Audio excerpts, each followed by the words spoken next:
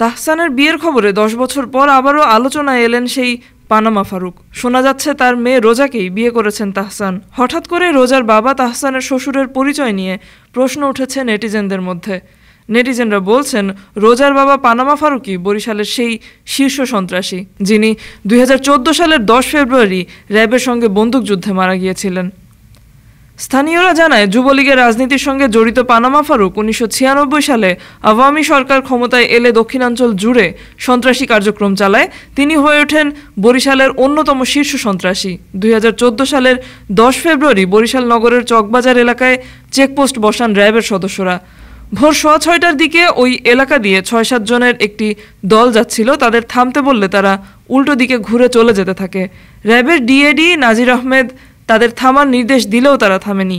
এক পর্যায়ে তারা র্যাবের সদস্যদের লক্ষ্য করে গুলি ছুড়তে শুরু করে। এতে নাজির আহমেদ আহত হন। এ সময় আত্মরক্ষার্থে র্যাবের সদস্যরাও পাল্টা গুলি ছোড়েন।